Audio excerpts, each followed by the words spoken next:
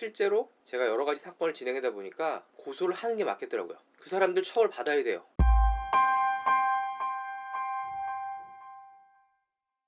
안녕하세요, 고변의 법률 꿀팁입니다. 오늘의 주제는 인터넷 아이디에 욕을 했다면. 이제 스마트폰 시대죠. 영국 경제지 이코노미스트에서는 호모사피엔스에다가 폰, 전화란 단어를 합성해서 포노사피엔스라는 단어를 만들었어요. 스마트폰을 신체의 일부처럼 쓸 수 있는 신인류라는 뜻이죠. 우리나라에서도 이 제목으로 책이 하나 출판됐어요. 베스트셀러죠. 이렇게 인터넷이 손안으로 들어오면서 당연히 법률적인 문제도 발생하겠죠. 법률적인 문제는 여러 가지가 있지만 우리가 흔히 접할 수 있는 게 모욕죄, 명예훼손죄 관련된 거예요. 예전에는 내가 쓴 글을 누가 보게 하려면 잡지나 신문이나 책 출판 이런 방법밖에 없었어요.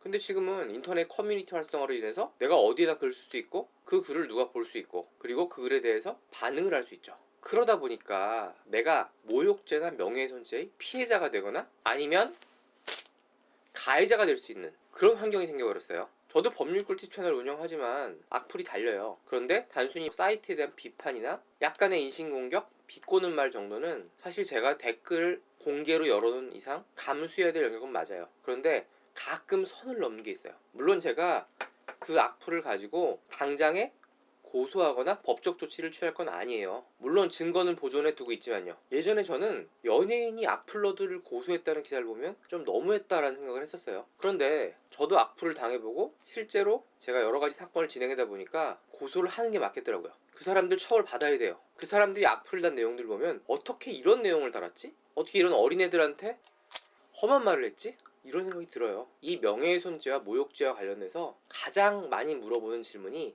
양자의 차이에 대한 거예요. 쉽게 설명하자면 명예훼손죄는 사실이나 허위사실에 관련된 거예요. 예를 들어서 A랑 B가 불륜을 했다. 이 내용은 사실 아니면 허위사실이겠죠. 이게 명예훼손의 대상이에요. 반면에 모욕죄는 사회적 평가를 저해할 수 있는 표현 같은 거, 욕설 같은 거예요. 욕설, 쉽게 말하면. 그래서 대부분의 욕이 모욕죄라고 생각하시면 됩니다. 모욕죄랑 명예훼손죄는 이렇게 사실이 개입되느냐 아니면 단순히 평가냐 이런 문제예요. 그리고 인터넷상에서 비방의 목적을 가지고 명예훼손을 한 경우에는 정보통신망법 위반죄가 됩니다. 가중처벌돼요. 왜요? 인터넷은 확장 가능성이 넓죠. 보다 많은 사람에게 명예훼손이라는 내용이 도달할 가능성이 높죠. 그래서 가중처벌하는 겁니다.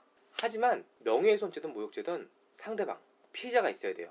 피해자가 특정한 사람이어야 돼요. 쉽게 말씀드리면 다른 사람이 볼 때 피해자가 누군지 알 수 있어야 된다는 말이에요. 그게 안 되면 허공에 대고 욕설을 하는 거랑 뭐가 달라요? 이거 처벌할 수 있어요? 없습니다. 그래서 문제가 된 게 인터넷 아이디에다가 욕설을 하거나 명예훼손을 한 경우에 이걸 어떻게 처리를 할까? 이게 문제됐어요. 이거 관련해서 인터넷 커뮤니티에 금과 옥조처럼 떠돌아다니는 판결이 하나 있어요. 인터넷 아이디만을 알 수 있을 뿐 주의 사정을 종합해봐도 그 인터넷 아이디를 가진 사람이 누구인지 알아차리기 어려운 경우에 모욕죄나 명예훼손죄가 성립할 수 없다라는 판결이 있어요. 쉽게 말하면 인터넷 아이디만으로는 피해자가 특정되지 않아서 명예훼손죄나 모욕죄가 성립할 수 없다는 얘기예요. 이 판결 맞아요. 그런데 이 판결의 숨은 뜻은 이거예요. 인터넷 아이디만으로 특정이 안 된다는 거예요. 누가? 피해자가. 인터넷 아이디에 플러스 알파가 있다면 인터넷 아이디에다가 명예훼손이나 모욕을 한 경우에는 처벌받는다는 얘기예요. 자, 그 플러스 알파에 대해서 얘기를 해볼까요? 주위의 사정에 의해서 인터넷 아이디 사용자가 누군지 특정될 수 있으면 돼요. 예를 들어서 우리 게임할 때 채팅하죠. 채팅창에 보통 아이디나 닉네임으로 들어와 있죠. 여기서 특정인에게 욕설을 해요. 그런데 이 채팅을 같이 하는 사람들 중에 일부가 완전히 얘가 이름이 뭐고 누구다 라는 것까지는 몰라도 어느 정도까지 신상 파악이 가능해요. 그러면 피해자가 특정된 겁니다. 그러면 명예훼손죄나 모욕죄로 처벌받을 수 있는 겁니다. 이게 수사 실무의 태도예요. 유튜브 같은 데 다는 댓글도 마찬가지입니다. 이런 식으로 피해자가 특정될 수 있으면 당연히 명예훼손죄나 모욕죄가 성립돼요. 정리하겠습니다. 인터넷 아이디에도 명예훼손죄나 모욕죄가 성립할 수 있다. 고변의 법률 꿀팁 재미있으셨나요? 재미있으셨다면 구독하기 눌러주시면 감사하겠습니다.